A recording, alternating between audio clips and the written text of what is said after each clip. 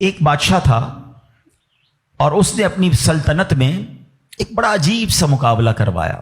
بادشاہ آدمی تھا جو اس کے دماغ میں، اس نے کہا ذرا چیک کرو میری سلطنت میں سب سے بڑا بے وقوف کون ہے. سارے بے وقوفوں کو جمع کیا گیا، بے وقوفوں کا ٹیسٹ لیا گیا. وزیروں نے ایک بندے کو سلیکٹ کیا کہ بادشاہ سلامت یہ بندہ سب سے بڑا بے وقوف، سب سے بڑا بے وقوف کا چیک کر لیا. بادشاہ سلامت نے اپنی سونے کی ہیرے کی مالا اتاری اور اس کو پہنائی کا تمہارا یہ انعام. وہ بے وقوف گھر چلا گیا خوشی خوشی. تھوڑے دنوں بعد اس بے وقوف کو پتا چلا کہ بادشاہ سلامت بہت بیمار ہے. تو جو بے وقوف آدمی تھا وہ کہتا ہے اچھا بادشاہ بیمار ہے، چلو چلتے ہیں بادشاہ سے مل کے آتے ہیں. بادشاہ سلامت کے پاس گیا، واقعی بہت بیمار تھا. کہا بادشاہ سلامت خیر تو ہے، کیا ہو گیا آپ کو؟ بادشاہ کہتا ہے بس اب تو لگتا ہے زندگی اینڈ پر ہے، اب کہیں اور دوسری دنیا میں جانے کا وقت آ گیا. تھا تو بے وقوف نا. کہتے ہیں آپ کہیں اور جا رہے ہیں؟ کہاں میں یہ دنیا چھوڑ کر دوسری دنیا میں جا رہا ہوں. تو کہا اب میں دیکھ رہا ہوں آپ کا بہت بڑا گھر ہے، زبردست بیڈ رومز ہیں، آپ جدھر جا رہے ہیں ادھر گھر بنا لیا؟ تو بادشاہ کہتا ہے ادھر تو میں نے کوئی جھوپڑی بھی نہیں بنائی ہے.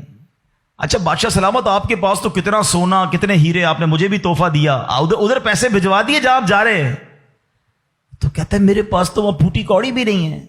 کہ بادشاہ سلامت میں دیکھ رہا ہوں آپ کے خاندان، آپ کے گھر کے باہر خادم خادمائیں کنیزیں غلام، بہت سارا اسٹاف ہے آپ کا، جدھر جا رہے ادھر خادم بھجوایا آپ نے؟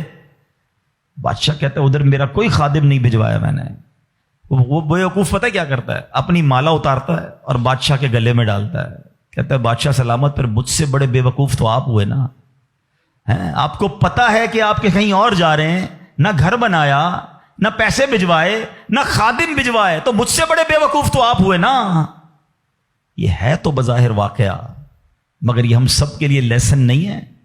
آپ سے اور مجھ سے کوئی پوچھتا ہے گھر کہاں ہے، کوئی کہتا ہے رنچوڑ لائن میں، کوئی کہتا ہے گارڈن میں، کوئی کہتا ہے کلفٹن میں. جنت میں گھر ہے کہ نہیں؟ ادھر گھر بنایا کہ نہیں بنایا؟ ادھر کدھر رہو گے؟ ادھر نرم بستر کے بغیر جس کو نیند نہیں آتی، رات کو پنکھا نہ چلے تو بے چین ہو جائے، یو پی ایس لگائے، جنریٹر لگائے، تھوڑے پیسے آئے تو اے سی لگایا. قبر میں اگر آگ بھڑک رہی ہے تو پھر کیا کیا ہے ہم نے؟ ادھر کتنا سوئیں گے اور ادھر کتنا سونا ہے پتہ ہے آپ کو؟ حضرت آدم علیہ السلام سے لے کر آج تک لوگ قبر میں جا رہے ہیں، ہم قبر میں اتار رہے ہیں لوگوں کو. سب قبر میں ہزاروں سال سے ہیں، پتہ نہیں کتنے سو کتنے ہزار سال رہنا پڑے گا. مگر قبر روشن ہے کہ نہیں کوئی ٹینشن نہیں کسی کو.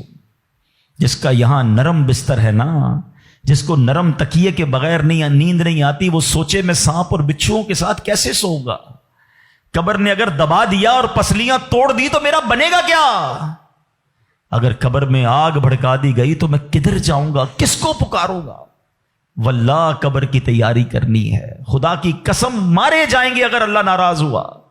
فکر کرنی دنیا میں ہے، ایکسٹرا ٹائم نہیں ملے گا.